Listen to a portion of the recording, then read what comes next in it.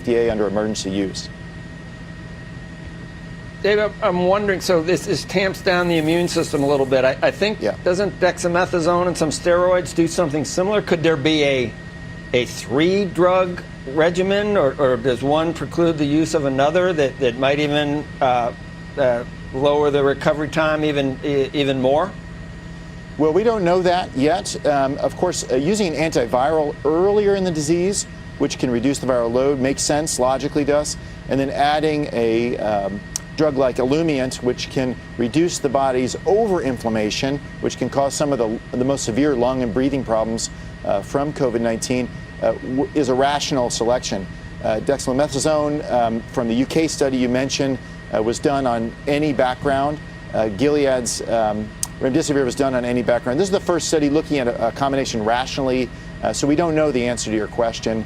There's probably some overlap in the effects of the steroid and Olumiant, so that may not be as wise to study. But we are doing our own placebo-controlled global study, phase 3, with Olumiant against any background of therapy, and that may help answer your question when that data is available, perhaps later this year or early next year.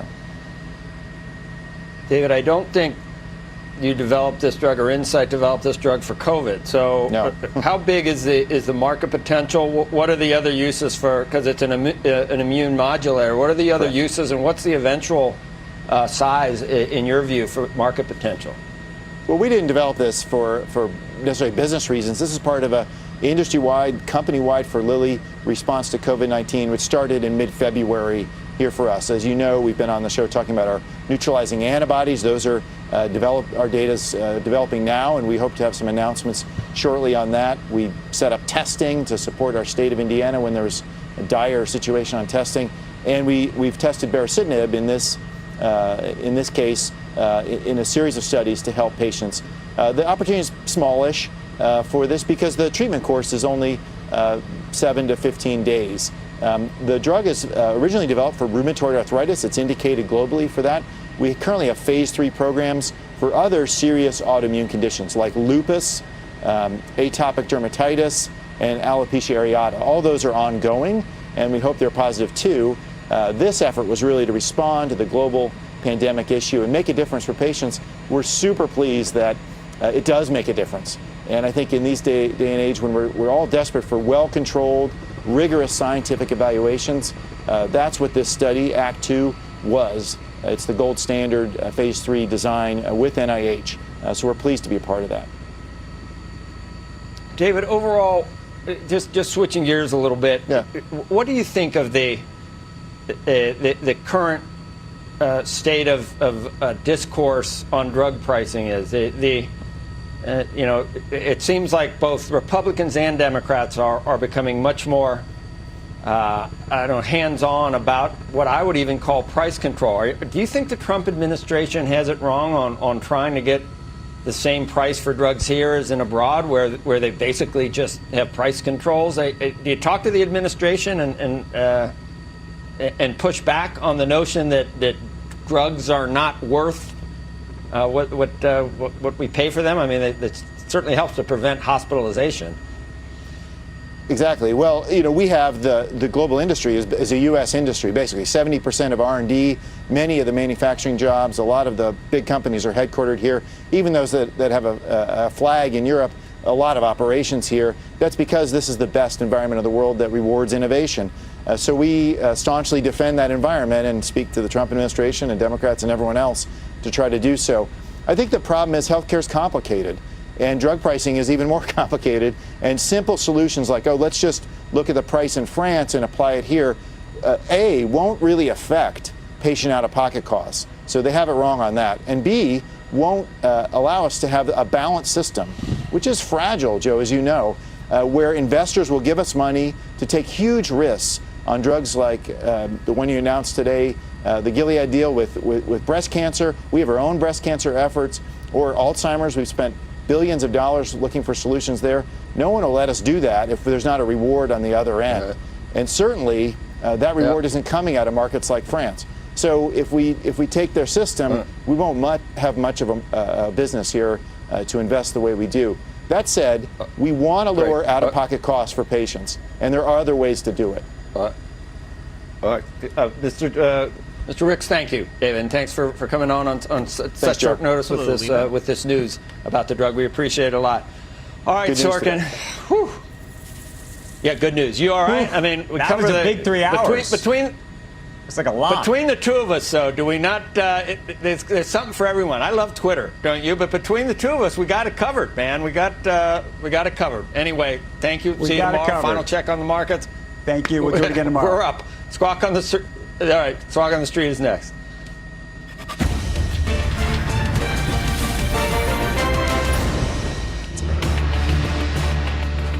And that is us. Good morning. Welcome to Squawk on the Street. I'm David Faber along with Jim Cramer. Carl has the morning off. Let's give you a look at futures as we get ready to start a new week of trading. You can see, well, maybe it is all that M&A that's helping power the broader averages here, but we are going to be up. Let's take a look at crude oil before we get to our roadmap, just give you a sense there, because remember last week we did see significant weakness there, and that continues at least. No rally there, $37. All right, let's get to our roadmap this morning. So many different stories to choose from, but let's start with Oracle. Those shares are jumping ahead of the bell. Apparently, it beat out Microsoft and Walmart as well, being part of that partnership in a deal for TikTok. But Jim and I are going to go over this and figure out what exactly represents a deal. By the way, here's a real deal. NVIDIA buying ARM Holdings. The price tag, about $38.5 billion. CEO Jensen Huang is going to join us later this hour. And Verizon CEO Hans Vestberg. Yeah, we just booked Hans. Why not? Come on. Talk to us about that deal as well. Verizon buying TracFone. The price there, about $6.5 billion, maybe as much as $7 billion with certain targets met. Jim, yes, no shortage of M&A. I didn't even get to the Gilead deal. As well. Just give me your take overall here in terms of where we stand on the markets before we start talking specifically about over this the next TikTok 5 to 10 transaction. I can argue. I want older people who keep saying the market's too high to cover the rears. Okay, thanks. I could argue that all these deals this morning add up to a market that some people think is too cheap. The amount of money that is going into stocks that I think many people felt were overvalued is astonishing, David. And I think that it's setting the tone because it's very hard to think, you know what, the market is got to go down when you have such smart buyers in there buying things. And we can dispute how smart Gilead is, but they got the firepower. Yeah, it's really remarkable. We'll be watching some of these, both the acquirer stock prices and, of course, the acquired companies, in particular that Immunomedics deal. Given the huge premium being paid by Gilead. That'll be fun to watch when it opens. But, Jim, I want to come to you on something that you and I have both been following, although, frankly, somewhat frustrating from my point of view because my reporting on it has been fairly limited, which is this sale of TikTok. And I put those sort of air quotes around it because we have nothing right now in terms of a press release from ByteDance, the owner of TikTok, or Oracle, in terms of what actually is going on here. We have reporting from our own Julia Boorstin, from some others saying that Oracle is going to be the winner, so to speak, or at least a partner of ByteDance's. And I'm just trying to understand what exactly happened here, because our understanding, of course, had been, as a result of national security concerns, that the United States wanted TikTok sold. That is, the business in the United States sold. Everything moved. Remember, they were going to give 1 year to transfer the code and everything else. The Chinese said, you're not getting the AI, you're not getting the algorithm, and it appears that that's going to be okay. I'm not quite sure what Oracle ends up with. They certainly have a hosting deal, so they're going to move it from Chinese servers to the U.S. servers at Oracle. All right, they get that. But what else are they getting here if the algorithm's staying in China and going to continue to power the platform? And why is that okay if we were worried about national security? You know, I don't get it. I mean, that's what you want. You want the algorithm. And I thought that the idea would be that Oracle has no national security issues because they're not in China. So why not just separate the two, get the algo, move everything that's necessary to the United States via port by the very good co-writers at Oracle. But the algo is what matters, David, so I'm confused myself. Also, I know that Walmart's going to come back. So the whole idea that this is somehow done is facetious. It's just, I mean, I think Walmart, could be out there today, David. So, yeah, I agree with you. It's very hard to get this one down. There are people behind the scenes trying to get it so that Oracle, with PE money, buys the whole thing. But right now, it seems like it's very second. Let's say to me, Oracle should not be up this much if this is all they get. Well, you're buying a brand name. You're buying, obviously, a customer base that loves this product. But you're not buying the underlying technology that powers it and makes it so popular, right? All that AI, those 15 million lines of code that I've talked about endlessly, that pick up on weak signals, not just strong signals, and deliver people things that keep them engaged in a way that we haven't seen many platforms able to do, Jim. Again, we don't know. We don't have a press release. We've only got reporting from various places saying something is close, but I'm not sure what they mean when they talk about it being approaching the Brooklyn Bridge. A technology partner. It makes me wonder whether it's just, okay, we're going to move things off the Chinese servers to our own. It almost akin to if Snapchat were to say, I'm going to move from AWS to Azure. I agree. I've reached out to Safra Katz, I'm sure Europe too, the secretive people at Oracle. And I've been reaching out. I've been reaching out as well, not getting any answers. Nothing. I mean, how about no comment? That would be great, rather than just like after I know you for so long, Safra, you're just like, Anyway, there's just a lot of Larry Ellison and Safra, they're first name people, obviously Larry and Safra. Where are they? And they do not talk. And I know that Walmart wants it, David, because they see the e-commerce and ads and how great they were in China. So Walmart's going to come back. They need this. But this is strange disclosure. Or disabled. Very strange. Not quite sure. I think it really is. It's strange. We're still waiting, and we have a lot of questions. I think we've made that apparent to our viewers at this point. Secretary Mnuchin was on with Squawk Box earlier. Guys, I think we may have the sound from him on what he had to say about this pending transaction. Take a listen.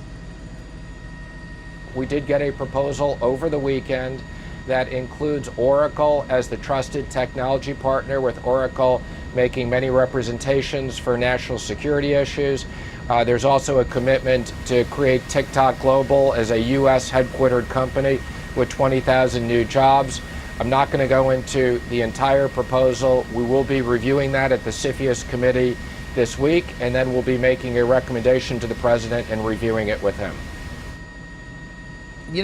Jim, when this whole thing started and Kevin Mayer took the job, remember? That was kind of the plan then. Like, we're going to move it to the U.S., we're going to headquarter it here, we'll move the stuff off the servers there, and that's why he took the job. But TikTok Global will be based here, and I'll get to run it. I don't know. I mean, if you're him, maybe you're wondering, why did I resign? I think you're right. Now, last week, Oracle reported what I thought was a very good quarter. The market liked it. They would not comment about this. But, David, this is definitively B2C, as we like to say, business to consumer. A lot of people know that Oracle is entirely enterprise, B2B. So it will be very interesting to see if Oracle can do something. But, David, Oracle's growing so, low single digit. This would accelerate it. And rather than just continually buy back stock, which is what Safra Katz has done, this is growth. Yes. So I think it's great for Oracle if they would tell us what's happening. Yeah, agreed. We have a lot of questions. We're hoping to get them clarified and really understand what it means by technology partner. The U.S. seems to have changed its willingness to allow the algorithm to stay there and continue to power it, Jim. I guess that's what I would just come back to sort of for now end this conversation. Well, but there were many people in the administration who didn't want that to happen. Previously, I thought the whole idea was that you didn't want this algorithm involved with this thing anymore because you don't trust the Chinese. David, there are people who even hate Microsoft, who were so thrilled that because they'll get the algorithm. So this is just a complete conundrum. Mr. Secretary, come back, call us back, try to explain to us why you're willing to do this, because it makes no sense. It doesn't, okay. David. Unless we know the story right. No, I've got to tell you, I think we do. We may, but we're also waiting. We're waiting for clarification on things again because we're impatiently waiting. And I expect Walmart talk about a guy. Let's have something from Walmart soon, please. Walmart. Walmart. Okay. You watch the darn show. Come on. You got the phone number. I'm trying, David. Well, they said they continue to have an interest in TikTok's investment, continue discussions with ByteDance leadership and other interested parties. So clearly they wanted to stay involved. And, Right. so we'll see. To Well, your I point, like there's the Verizon statement from them. because they're transparent, and I like NVIDIA because they're transparent. But you know what? We'll have to deal with Oracle's secretive nature. And of course, that makes it so that what we're drawn to is that they contributed to Trump's campaign. How about telling us what you're getting, Oracle? But they don't play it the way we do. Yeah. As opposed to Jensen. Jim, you said it. Yep. No, listen, it doesn't. I know it's got that feel to it again, unfortunately. All right, let's move on to NVIDIA and Jensen Huang, who thankfully you booked for the show. We're going to talk to Jensen a little later. A lot of questions there, but obviously they make the move to acquire ARM. $21.5 billion in NVIDIA stock goes to SoftBank, which used to be a big owner of it, as you know, and then sold it. And now clearly he's happy to have it at a far higher price. $12 billion in cash, and then $5 billion in payments that may come if they hit certain milestones as well. What's your take? NVIDIA goes from a company that has absolutely nothing when it comes to cell phones, having a company that has something that touches every bit of a cell phone. Actually, the combination of the two, Dave, makes it so that NVIDIA ARM is in pretty much every device you have. It's a home run if he can get it. By the way, we can discuss what price. Colette Kress, the CFO, just confirmed the $40 billion. I don't know, David. You can argue that it's even less than that, and that's pretty much what ARM paid. ARM has spent a fortune trying to make it better, but through I'm sorry, blocked off, SoftBank and we are seeing delays begin the build. Now, right earlier here, there was an issue on the and they spent Gowanus a little fortune. less, that was But they spent a fortune trying to make it better. Getting But through what that I area, like getting about this, the David, wheel be I stuck like again. about this, Delays David, beginning isn't from this the before nail in the Cabin coffin of Plaza, Intel? where the I mean, what disabled is Intel vehicle is have? going back onto the Gowanus Expressway. Intel's Live news hour surrounded. 2, Jim It's a Nance, pincer CBS move. 2 News. I know. And Jensen is NVIDIA, of course, as we know, passed Intel in market cap size, just as a reflection, of course. Listen, the multiple to revenues that NVIDIA gets is pretty extraordinary, but it's growing David, incredibly fast. If you go back to 2018 and you see what they ended up at the beginning, it looked like it was going to be 100 times earnings. It turned out to be 20 times earnings because of the growth rate of NVIDIA. Right. Now, NVIDIA we know is gaming, and we know it does autonomous drive, and we know that it's got some artificial intelligence, machine learning. David, artificial intelligence is the bedrock of ARM Holdings. So, I mean, this is really an extraordinary deal. And I think it's game, set, match in the semiconductor industry. They touch everything. You know, Qualcomm's got one piece, and Advanced Micro's got one piece, and Intel's got. Now, NVIDIA's got everything. And by the way, ARM is so far ahead in artificial intelligence. It's really extraordinary. It's very interesting to see that. I think that the amount of time that Jensen has to spend in London, and these guys are saying, listen, they're going to lose. You know, there's a founder of ARM who's saying it's because they're going to lose a lot of jobs. NVIDIA's going to hire people, for heaven's sake. But those are people who don't know Jensen. Where did they meet Jensen? They will be blown away. He's the visionary. You know what I call him? There are some questions. Well, he's Da Vinci. Yeah, I know you call him Da Vinci. Why not? Da Vinci. Yeah, no, I listen. Okay. Well, it's better than calling someone Nikola. This along with like AMD. This along with AMD. We'll talk about Nikola later. This along with AMD and Salesforce. Do you agree about the price, David? Because Colette gave you the $40 billion. One of your greatest picks. What do you think? Thank you very much. Yeah, I've got $21.5 billion in stock, $12 billion in cash, $5 billion in other payments, and then I'm a little. I want to figure out where the extra $1.5 billion I'm missing comes from, but I would assume that's Jensen the number. will give it to you. When you talk to Jensen, he'll give it to you. But they are getting, 44 million? How many shares of NVIDIA are they getting? It's, I got to look at the release again, guys. Sorry, I didn't write it down, but something along those lines. Well, there's some, I have to tell you, point on SoftBank, there's more deals today. It's hard to keep track. There are.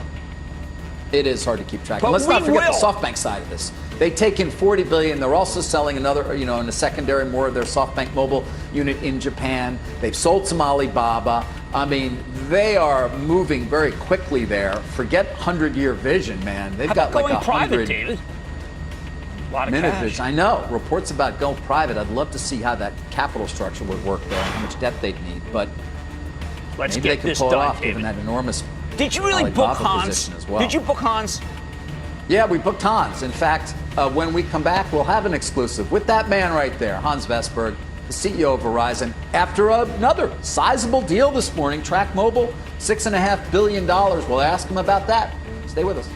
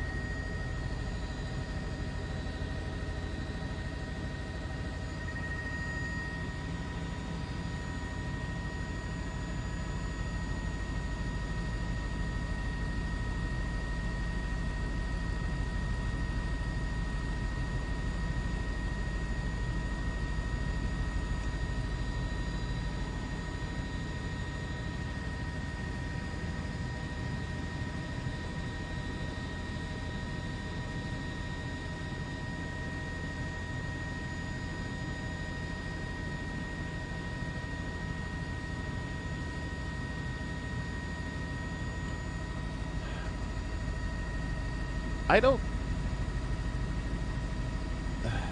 not sure. Yeah, maybe.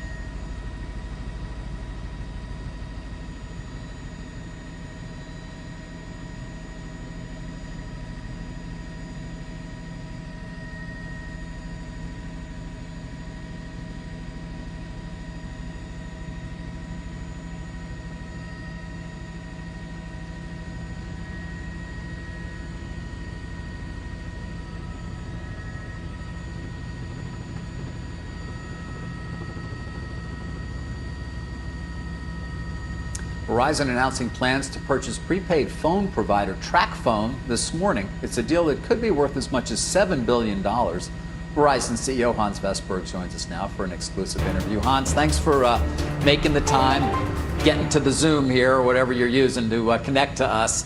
Why are you doing this deal? Good morning, David. No, I think this is, as you and I have been discussing many times before, we have a clear strategy as a network as a service. This is coming very good in hand with our offering. I mean, today we're the number one on the premium offerings. This is the prepaid offering where we today have 4 million subscribers only. We're adding in 21 million, which of the majority already are using the Verizon network because TracFone is an MVNO on top of the network. So I think we can bring our scale to the customers and the consumers, as well as bringing the innovation that we have from the premium segment. And certainly we continue to use our network as a service that we have been talking now for 2-3 years as a main strategy. So this fits very well into the main strategy that we outlined 2 years ago. Right, but all right, so you're getting a lot bigger in the prepaid business, as you made clear, from 4 million to what would be almost 25 million when you add in their 21 million subs. Why is that a business, though, Hans, that you want to be larger in?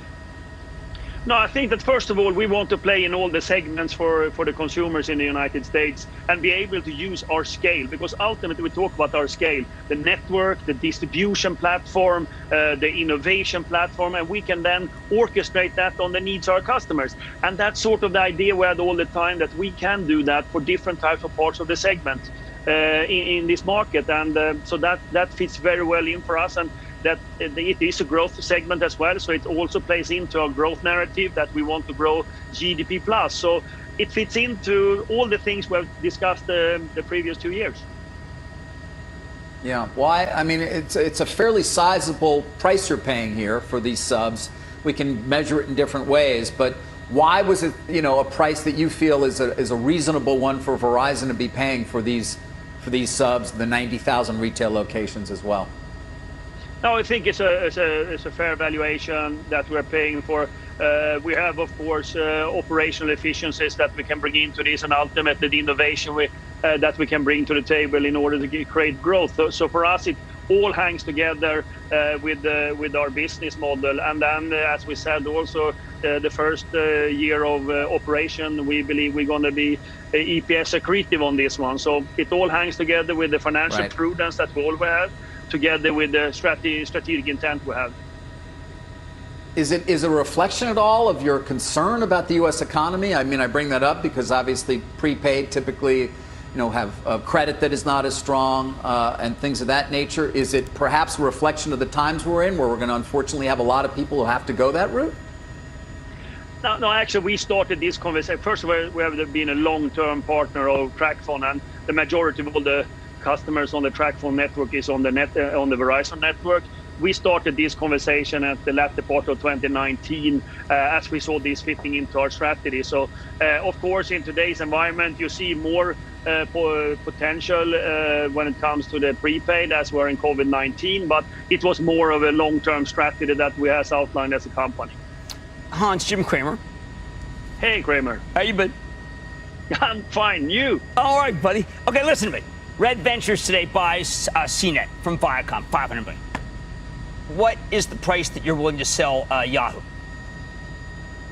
I think, first of all, we are very happy on the performance we have on Verizon Media Group and how they have been performing, both now in the COVID, but also since we started with a new strategy. I think we have great assets in all the over-the-top Yahoo Sports, Yahoo Finance, etc. And we have a great and strong technology advertising platform. So I feel good about that, and it fits well into our overall strategy. Hans, finally, we've tried to get a feel for the U.S. economy from you as well. I know you haven't, obviously you're in the middle of the quarter to a certain extent, but what are you seeing right now? The pledge and things of that nature. What are you seeing in terms of people's ability to continue to stay connected and pay their bills, particularly given the extra unemployment benefit that many were getting was diminished significantly not that long ago? So I can only go back a couple of weeks back when we had our reporting and which was in the end of July. We still saw I would say a healthy base from our customers, how they were spending and how they were paying their bills. So I don't think we have seen any major difference from that so far, but ultimately we will come back and report on that when we come to the next quarter. Hans, thanks for making the time this morning and rushing to be with us. We appreciate your filling us in on this deal. Thank you very much. Thank you, guys. All right, Hans Vestberg, CEO of Verizon, on that deal to acquire TracFone again. You saw it, half cash, half stock, $6.5 billion, another $500 million as well in sort of merit payments, so to speak, that could be coming as well. Still to come, much bigger deal. NVIDIA CEO Jensen Huang on that $40 billion deal to acquire ARM Holdings from SoftBank. Walk on the street. Be right back.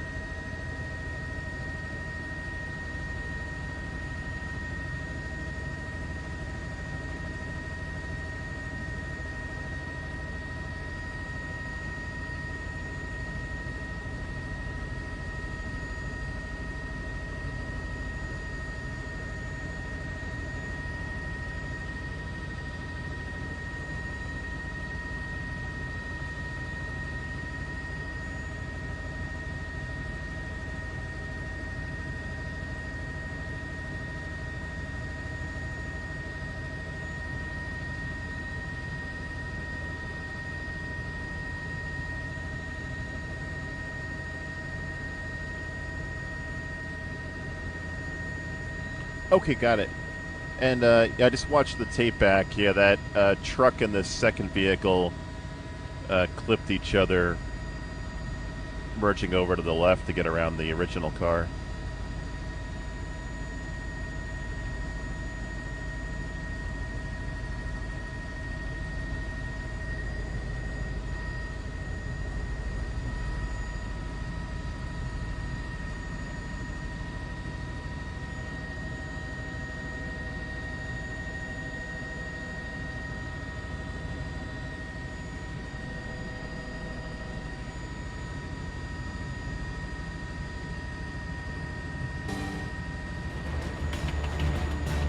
All right, you can see we are headed for a higher open.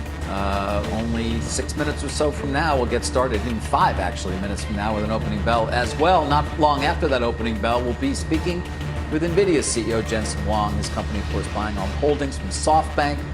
We'll be right back.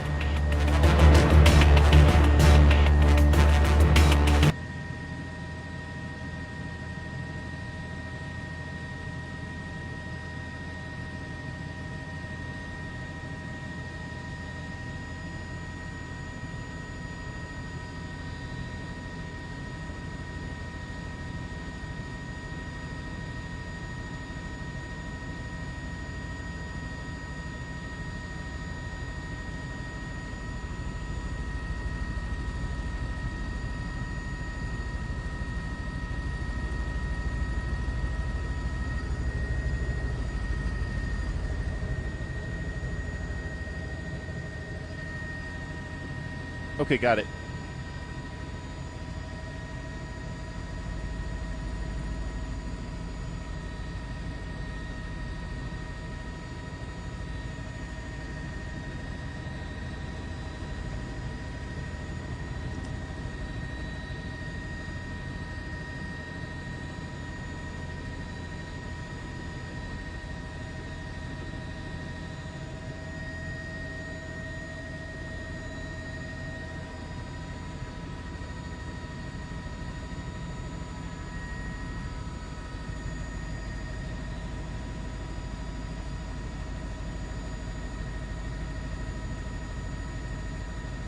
And Mary, hopefully we're seeing a resolution to these problems. We had an incident with a vehicle blocking off one lane. That was a vehicle changing a tire, and then in the process of merging around that, a truck and another vehicle got into a minor accident. And as you can see now, everything is driven off.